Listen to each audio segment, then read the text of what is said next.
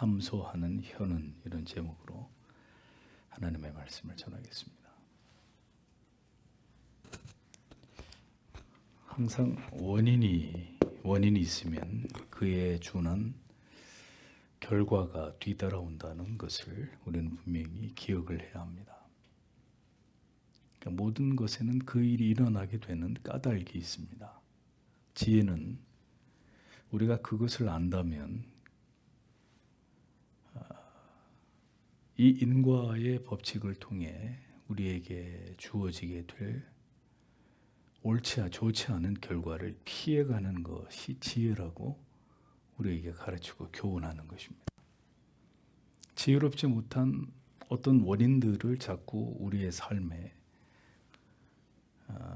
우리가 만들어가게 되면 그 지혜롭지 못한 원인은 반드시 파국적인 결말을 가져오게 돼 있습니다. 그러니까 그 원인을 만들지 않는 것이 지혜로움이라는 것입니다.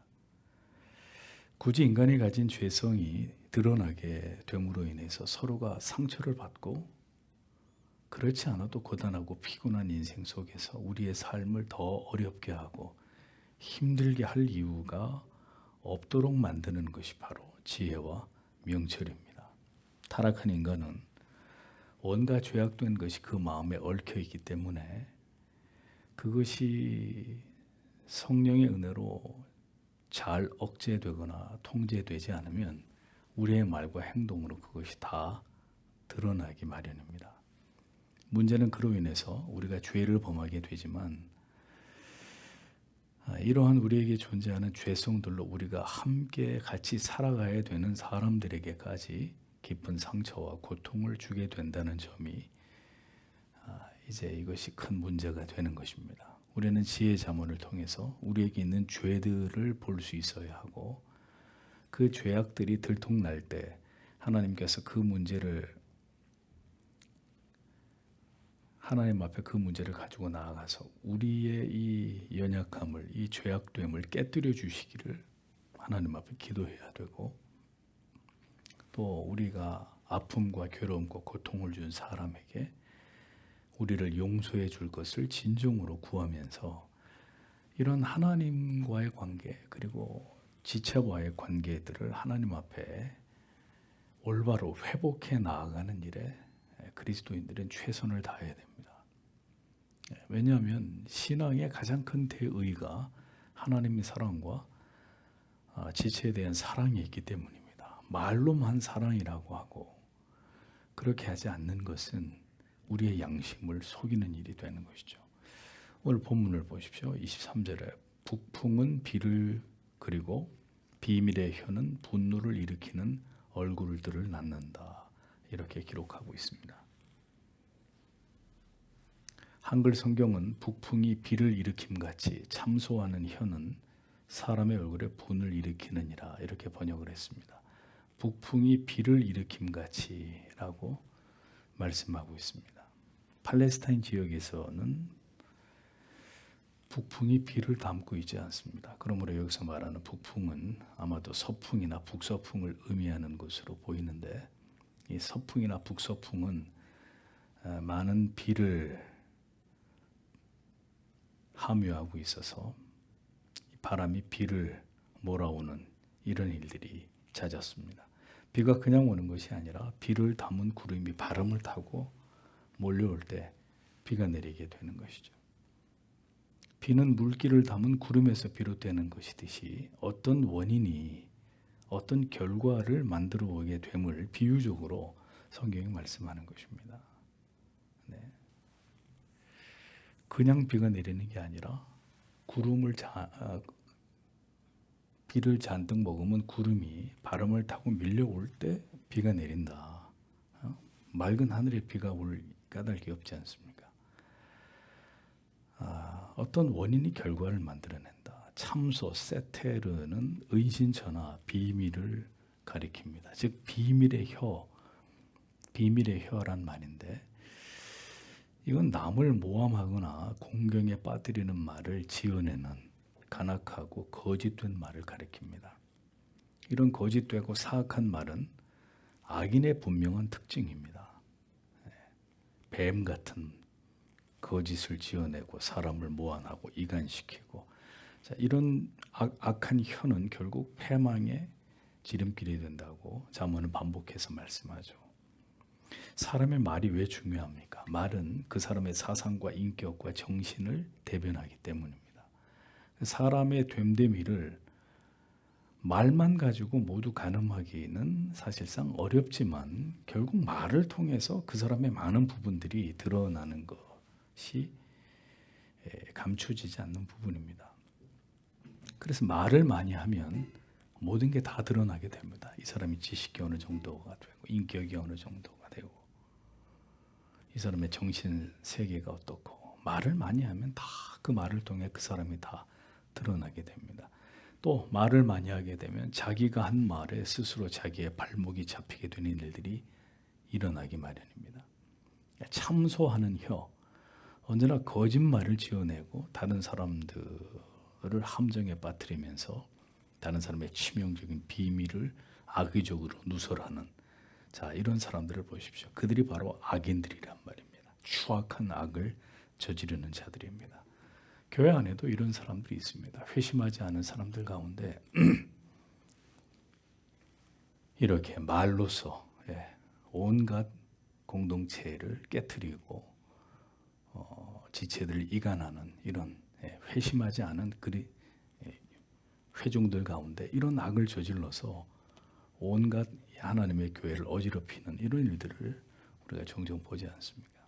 그런 자들이 있는 곳에는 언제나 분쟁과 다툼이, 분노가 폭발하는 이런 일이 일어나기 마련인 거죠. 그래서 분노가 폭발하면 어떻게 됩니까? 관계가 다 깨어지게 됩니다. 사람의 신체의 작은 부분인 이 혀가 마치 폭풍 같은 위력이 있어서 순식간에 사람들의 분노를 촉발하면서 공동체와 가정의 평화를 산산조각 낼 만큼 이런 위력적인 힘을 가지고 있습니다.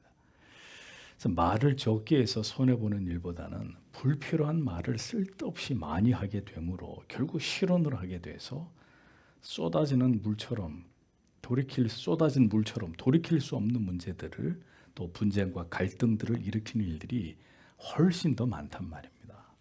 말을 많이 하게 되면.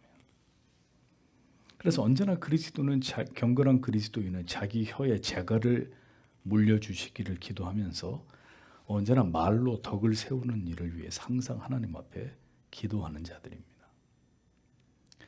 우리 속에 있는 이 악이 혀를 통해서 더 큰 죄로 번지지 않도록 주의하십시오. 언제나 우리의 말이 가정에서든 공동체에서든 문제의 화근이 됩니다. 그러니까 무심코 한 악의가 없는 말에도 오해가 생기지 않습니까? 그래서 상처를 받는데 의도적으로 상대의 마음을 찢어놓는 말을 기어이 내뱉게 되면 어떻게 다툼이 일어나지 않겠습니까? 어떻게 갈등이 생기지 않을 수 있겠습니까? 그래서 신자는 말을 아끼고 지금 내 마음에 사탄이 역사함으로 누군가에게 악한 말을 하려고 할 때 즉시 입을 다물고 그 자리를 피해야 합니다. 제일 안 좋은 게 뭡니까? 화가 나니까 어디 갈 때까지 한번 가보자. 이거를 억제하지 못하고 그냥 막 독을 품은 말들을 마구마구 쏟아냅니다. 자, 이러면 걷잡을 수 없는 분노에 사로잡히게 되고 돌이킬 수 없는 상처를 주고받게 되는 일들이 일어나게 됩니다. 절대로 지혜롭지 못한 일입니다. 그러니까 세상의 악인들은 얼마든지 그들이 그 사악한 죄성을 가지고 그렇게 할 수 있습니다. 오만 욕을 다 하고 악한 말, 거짓된 말, 이간하는 말들로 난장판을 만들 수 있습니다. 하나님을 믿지 않는 사람들이니까 그렇게 죽일 듯이 욕하고 싸울 수 있습니다. 그러나 하나님의 사람들은 그렇게 해서는 안 됩니다. 화가 날수록 자기가 하고 싶은 말을 다 하려고 해서는 안 됩니다. 명심하십시오. 억누르고 참아야 합니다. 더 큰 갈등과 다툼으로 이어지지 않도록 인내해야 됩니다. 인내가 어려우면 피하란 말입니다. 문을 열고 밖으로 나가든지 그 자리를 떠나시란 말이죠.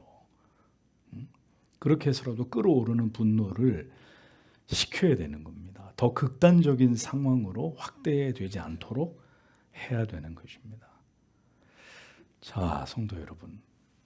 그래서 한 사람은 지금 이 분노로 다툼을 일으키지 않으려고 피하려고 하는데 상대는 끝까지 싸우자고 덤빕니다. 자, 어느 쪽이 배나 악한 일일까요?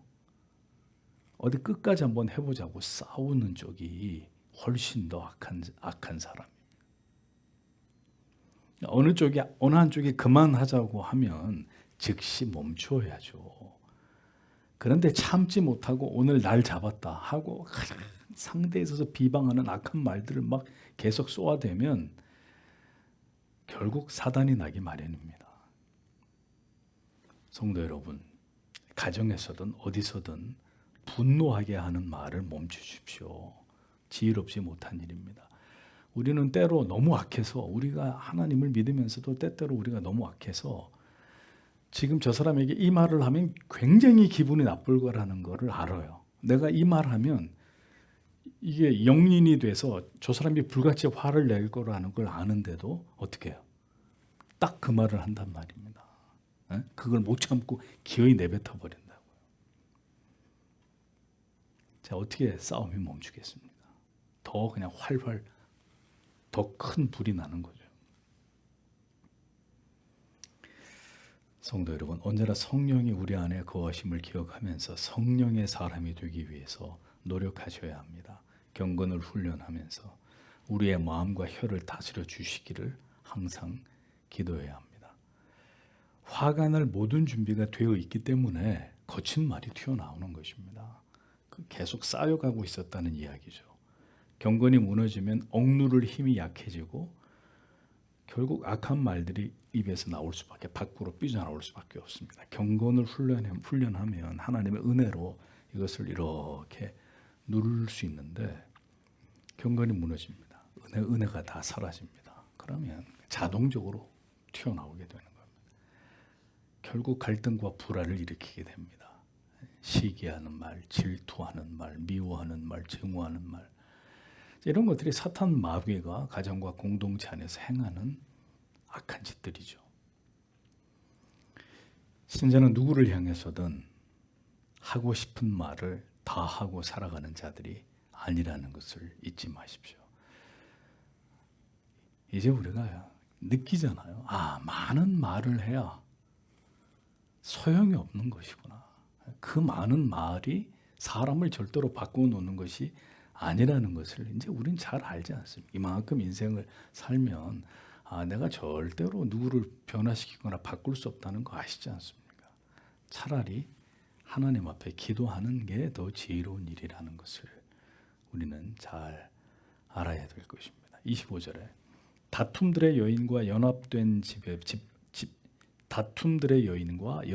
집보다 지붕의 한 모퉁이에 거주하는 것이 좋다. 이렇게 기록이 되어 있습니다. 잠언 21장 9절에도 똑같은 말씀이 있어요. 다투는 여인과 함께 큰 집에서 사는 것보다 21장 9절에도 움막에서 혼자 사는 것이 나으니라. 같은 말씀이 기록되어 있죠. 유사한 말씀입니다. 이런 말씀이 잠언의 곳곳에 기록이 되어 있습니다.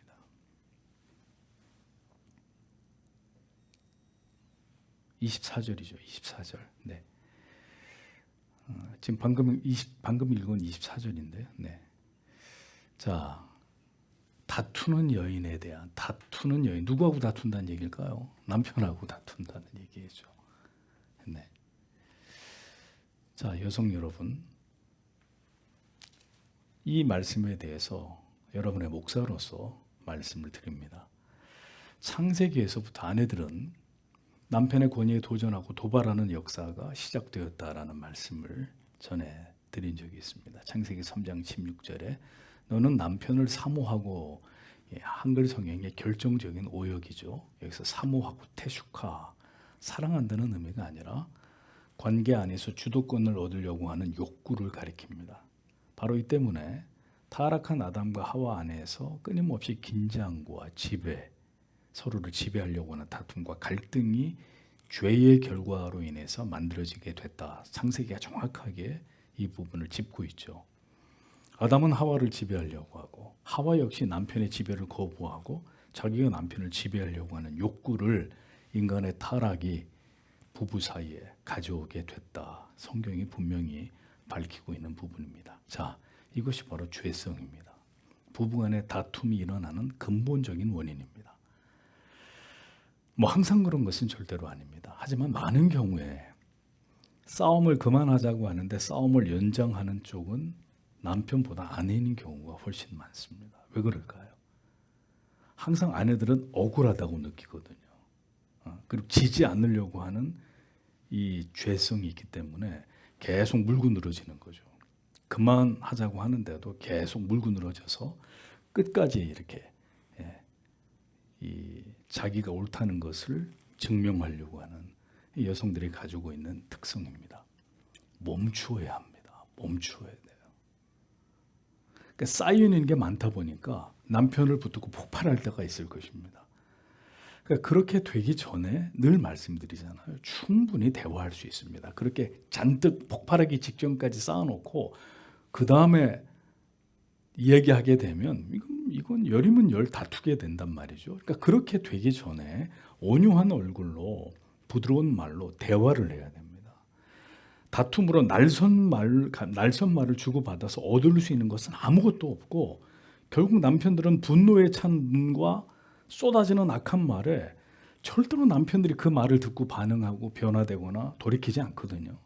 아내가 벌써 딱 각을 세우고 남편은 막 그럼 어떤 남편도 그 말을 듣고 내가 그렇게 하겠습니다. 미안합니다. 그렇게 하지 않는단 말입니다. 하나님이 남자들을 그렇게 지어놨거든요. 성경에 오죽하면 이런 말씀을 계속 반복하고 있는지를 주목해 보십시오. 왜 다투는 남자에 대한 말씀은 없고 성경에 다투는 여인에 대해서만 언급하고 있을까요? 참 희한하죠. 똑같이 다투는 남자에 대해서도 얘기해야 되는데 왜 다투는 여인에 대해서 잠언이 곳곳에서 이 말씀을 반복하고 있느냐. 성도 여러분, 남자를 움직이는 것은 여자입니다. 그러니까 지혜로운 아내들은 남편의 마음을, 남편의 중요한 결정을 움직입니다. 상당한 영향력을 행사해서 남편의 마음을 움직입니다.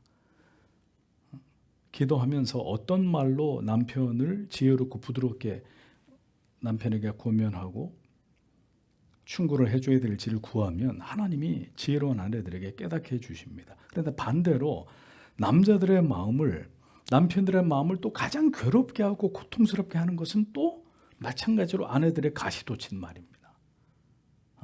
남편들이 물어보잖아요. 어떨 때 아내가 제일 밉냐고. 그러면은 아주 독살스러운 말을 할 때라고 이구동성으로 얘기한단 말입니다. 자, 남편들은 항상 피해자라는 의미가 아닙니다. 착각하면 안 됩니다. 모든 말씀은 남편들에게도 동일하게 해당됩니다. 이거는 뭐 아내들만 그렇다는 말이 아니라 남편들에게도 동일하게 해당됩니다. 그러나 성경이 왜 이런 말씀을 항상 아내들을 향해서 하고 있느냐? 뭐 남편들에게는 지식을 따라 아내를 사랑해라, 아내를 보호해줘라, 뭐 이런 여러 가지 또 성경이 분명히 말씀을 하고 있죠. 근데 아내들에 대해서는 거의 동일한 말씀이 나옵니다. 다투지 말라는 거, 다투지 마라. 이 말씀을 아내들이 깊이 생각해 보셔야 됩니다. 아내의 말이 부드러우면 돌아섰던 남편의 마음도 돌아옵니다. 그런데 아내들은 보통 분노합니다. 분노의 언어를 먼저 쓴단 말이죠. 당신이 내게 이렇게 했기 때문에 내가 이렇게 하는 것은 정당하다라는 마음, 그 마음을 내려놓아야 되는데 그 마음을 내려놓을 뜻이 없다는 게 문제입니다. 그러면 절대로 문제는, 갈등은 해결되지 않습니다. 자, 성경이 뭐라고 합니까? 움막에서 혼자 사는 것이 낫다. 움막에서 혼자 사는 게 낫다. 누구에게 하는 얘기예요? 그대의 남편에게 하는 얘기죠. 넓은 집을 놔두고 차라리 다투는 여인과 살려면 움막에서 혼자 거처하는 게 낫다. 남편들에게 하는 얘기입니다. 큰 집을 두고도 언제나 싸우기 위해서 말을 시작하는, 항상 호전적인 아내 때문에 제대로 된 집도 아니라 저 움막에서 집에서 제 구석탱이 방에 여기서 혼자 지는 게 낫다고까지 여기게 만드는 것은 분명 하나님이 보실 때 책망받을 일이란 말입니다. 남편이 마음이 상해서 그렇게까지 하도록, 만약에 아내가 그 원인자라면 하나님 보실 때 분명히 책망을 받을 일입니다. 그렇게 하는 것은 아내의 위치에서 벗어나는 것이고 하나님이 세우신 질서를 무너뜨림으로 가정을 파괴하는 죄가 되는 것입니다. 점점 이혼하는 가정들이 늘어납니다. 왜일까요? 성경의 이 진리를, 지혜를 따르지 않고 이 타락한 세상에서 받은 그릇된 교육으로 인해서 자신의 권리만을 주장하려고 들기 때문입니다. 남편이든 아내든 마찬가지입니다. 아내에게 고맙다는 말, 수고했다는 말 한마디, 밥상을 받으면서 아이고 여보 더운데 밥 차리느라고 고생 많았어, 고맙게 잘 먹었어, 이 표현 한마디 하지 못하는 남편을 바라보는 아내들의 마음이 어떨까요? 응? 내가 수십 년 같이 살고 있는데 나한테 지금까지 고맙다 말 한마디 할 줄 모르는 남편을 바라보는 아내들의 마음은 어떨까요? 남편들에게는 또 성경이 말씀하게 할 때 드릴 말씀이 있을 것입니다. 오늘의 잠언은 또다시 아내들에게 말씀하고 있습니다. 움막에서 혼자 사는 것이 낫다라고 여긴다면 당신의 남편이 그 결혼은 실패한 것이라는 겁니다. 그 움막이 어떤 남편에게는 세상의 쾌락이 될 수 있습니다. 집에 빨리 들어가면 또 아내하고 싸워야 되니까 세상으로 도망칩니다. 쾌락이 될 수 있습니다. 혼자 마시는 술이 될 수 있고 도박이 될 수 있고 그 움막이 다른 여인의 품이 될 수 있고. 아내 여러분, 과연 그 모든 원인을 제공한 여러분에게 아무 잘못이 없다고 하나님 앞에서 항변하시겠습니까? 부부의 문제는 두 사람 모두에게 언제나 문제가 있습니다. 그렇기 때문에 부부 모두가 당신 때문이요 라고 얘기하면 답이 안 나오는 것이고, 그럼 그 집은 하루도 조용할 날이 없을 것이고 하나님 앞에서 자기 자신들을 보아야 합니다. 자기의 문제가 무엇인지를 보게 해 주시기를 기도해야 합니다. 그렇지 않으면 절대로 답을 찾을 수가 없습니다.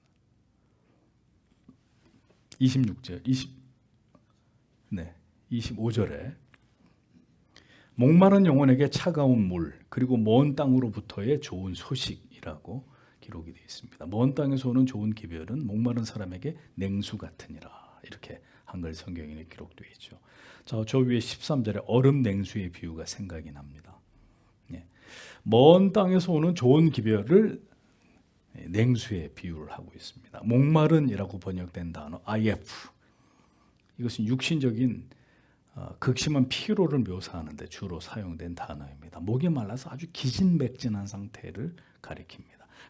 타는 갈증으로 고통하는 사람에게 시원한 냉수 한 그릇처럼 먼 곳에서 들려오는 아주 좋은 소식은 그 무엇과도 비교할 수 없는 즐거움이, 기쁨이 된다.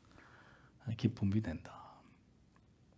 잠언 15장 30절에 좋은 기별이 뼈를 윤택하게 한다라는 말씀이 기억이 나죠.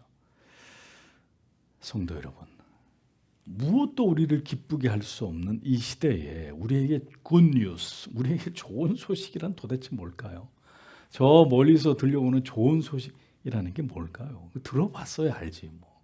좋은 소식. 네.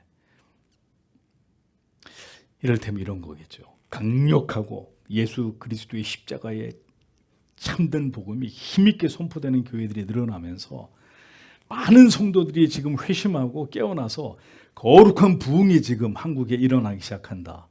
우리나라뿐만 아니라 다른 나라에서도 이런 일들이 지금 일어나고 있다. 자, 멀리서 이런 소식이 들려오면 참된 그리스도인들에게 이것만큼 기쁜 소식이 어디겠습니까? 아, 하나님이 우리를, 이 시대를 버리지 않으셨구나. 저곳에서, 저 나라에서 그런 일이 일어난다면 하나님이 이 나라도, 이 한국 교회도 하나님이 긍휼히 여겨주시겠지. 우리에게도 그런 일이 일어날 거야. 이 시대 그리스도인들에게 참 기쁨의 소식이 뭐가 있을까요, 도대체? 이사야 52장 7절은 하나님의 통치가 좋은 소식으로 전파되음을 묘사합니다. 좋은 소식을 가져오며 평화를 공포하며 복된 좋은 소식을 가져오며 구원을 공포하며 시온을 향하여 이르기를 내 하나님이 통치하신다 하는 자의 산을 넘는 발이 어찌 그리 아름다운고 라고 기록하고 있죠. 성도에게 기쁜 소식이라는 게 뭐겠습니까? 이 나라가 하나님의 완전하신 통치하심 가운데서 정말 하나님의 법을 따라가면서 평온하고 안전하고 우리가 하나님을 신앙함에 있어서 어떤 박해나 핍박이나 악한 제도나 법도 만들어지지 않고 오직 성경의 진리를 따라서 이 나라가 하나님의 통치를 받는다. 이게 우리에게 얼마나 기쁜 소식이겠습니까? 만약에 그렇게 된다면 발가벗고 나가서 제가 밖에 나가서 춤이라도 추겠습니다. 하나님의 진리를 거스리는 지금의 세상을 보십시오. 모든 법이 진리에서 떠나고 악한 법과 제도들이 만들어지고 교육이 무너지고 있고 종교의 자유를 침해당하는 법안들이 줄줄이 통과되고 있는 이 현실을 보십시오. 그러니까 이 모든 재앙 같은 소식들은 우리들의 마음을 심히 어둡게 하고 근심케 합니다. 그런데 만약 하나님께서 이 모든 악한 날들을 사라지게 하시고 우리에게 새 날을 열어주신다면 다시 우리의 마음은 기쁨과 감사로 충만하게 되겠죠. 하나님이 우리를 버리시지 않는구나. 다시 우리에게 새 날을 열어주시는구나. 마지막 때에 우리에게는 눈 씻고 찾아봐도 좋은 소식이라는 것은 없고 그리스도인들에게 오직 좋은 소식이란 복음뿐입니다. 하나님의 나라가 그 심판의 날이 도래하고 있고 모든 남은 자들에게 모든 민족 가운데 하나님이 그 남은 자들 그들의 이름을 높이고 명성과 칭송과 영광이 그들에게 주어질 것이라는 이 소망의 말씀만이 이 악한 시대를 살아가는 우리에게 굿뉴스, 좋은 소식이 될 뿐입니다. 먼 땅에서 들려오는 듯한 이 하나님의 약속의 말씀에 더 귀를 기울이시면서 우리의 마음을 절망과 근심과 염려로 채우지 마시고 영원한 생명의 소망의 말씀들로 채우시면서 이 어두운 날들을 밝히며 살아가는 하나님의 자녀들이 다 되셔야 되리라고 믿습니다. 주께서 오늘도 우리의 마음과 영혼을 붙들어 주시고 오직 주님을 의지하여 살아갈 힘과 믿음을 주시기를 하나님 앞에 이 밤에도 다 함께 기도하고 돌아가도록 하겠습니다.